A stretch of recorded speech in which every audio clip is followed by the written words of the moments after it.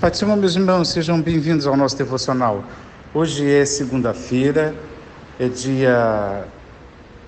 Que dia que é? Dia 9, dia 9 de setembro. Deus te abençoe e dê a todos nós uma excelente semana.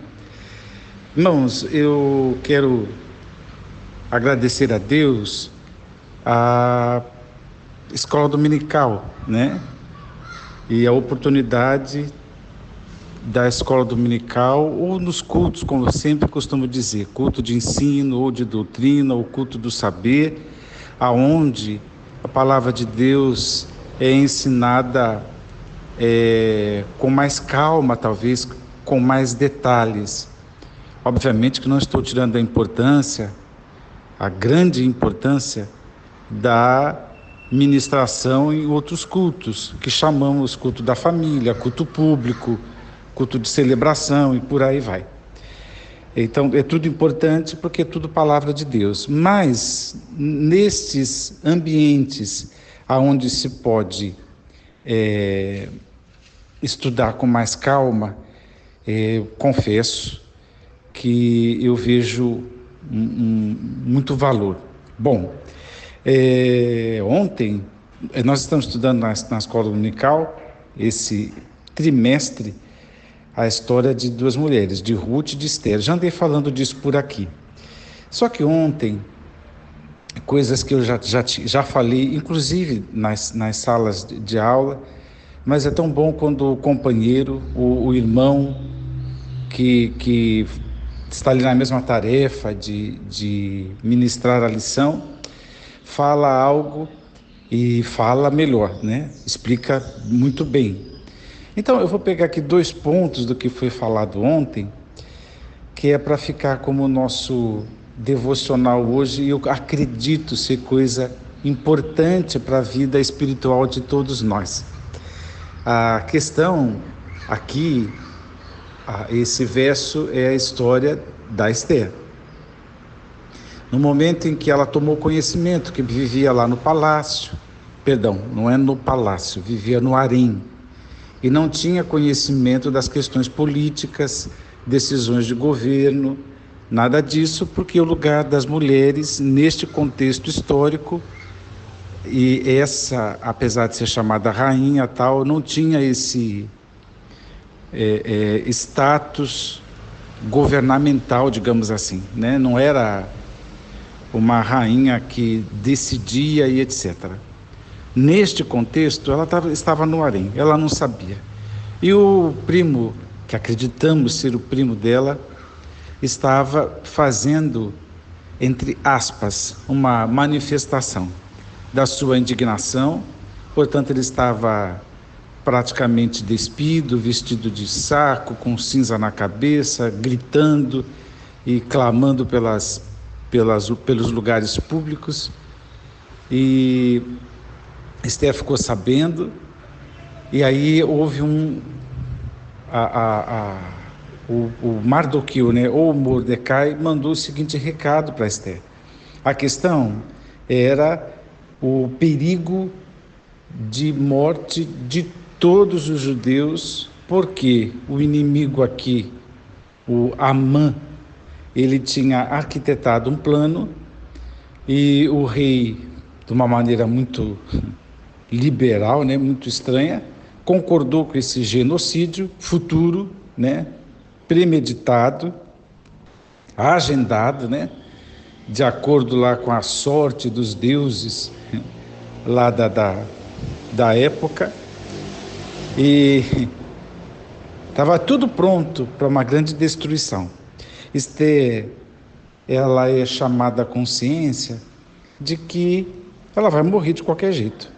Ela disse, porque ela não podia comparecer na presença do rei sem ser convidada, por causa dos perigos de assassinato, conspiração e tudo mais que os reis enfrentavam. Às vezes eles eram assassinados pelos próprios parentes, pelos próprios oficiais.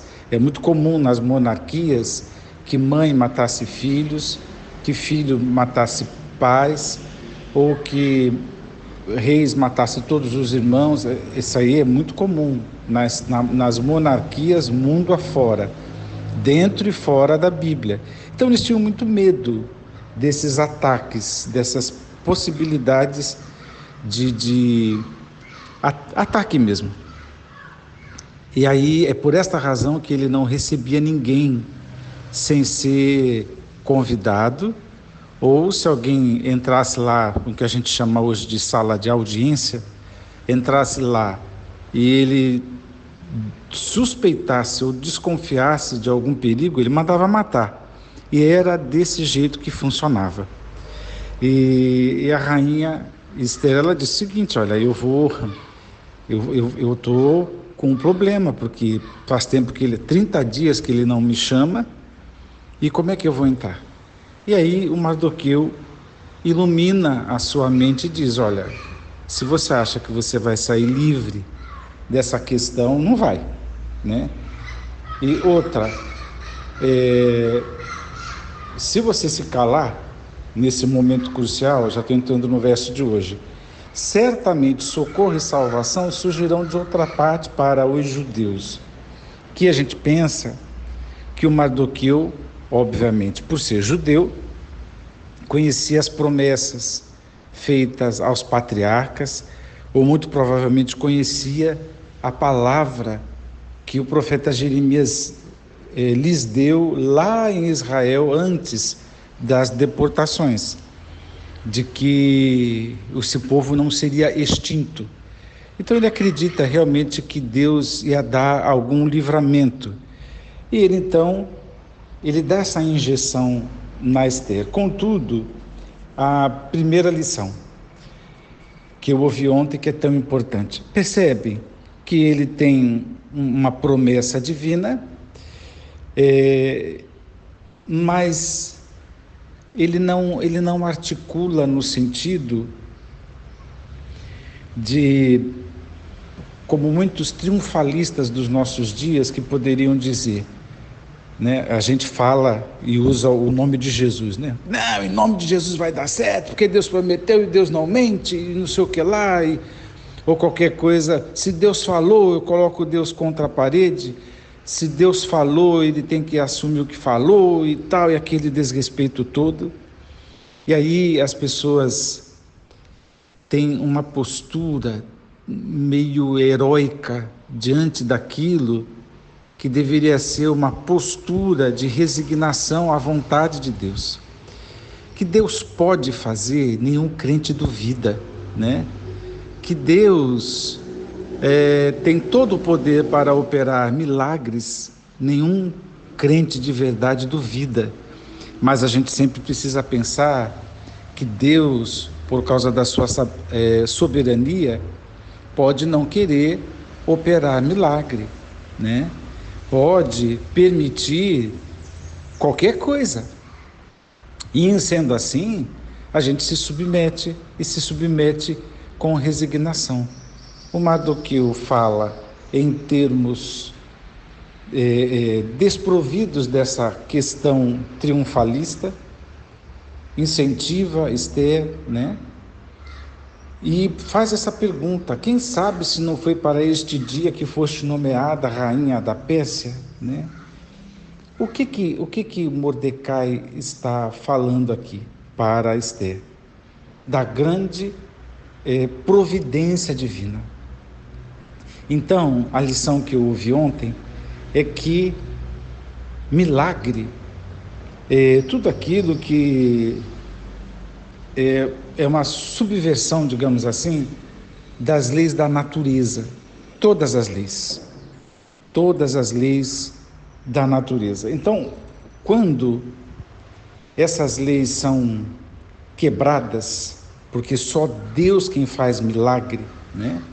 A gente atribui milagre a muitas coisas, mas só é milagre quando Deus faz. E a gente testifica que é um milagre porque vai contra a natureza, né? Vou citar 2 exemplos. O machado flutuar na água, né? O metal do machado flutuar na água.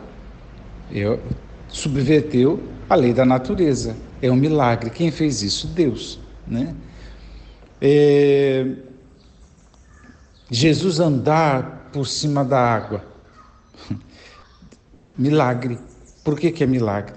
Porque vai contra a lei da natureza e foi Deus quem fez. Por que eles aqui não estão batendo no peito, exigindo milagres, nem decretando milagres, ou esperando milagres? Não, mas aqui eles estão simplesmente alinhados com uma outra possibilidade de Deus nos atender, de Deus nos socorrer, que tem a ver com a providência. E Mardoqueu entendeu isso. Você não percebe, Esther? Ele poderia ter dito com essas palavras: você não percebe que você chegou aonde chegou? Você é tão bonita quanto é.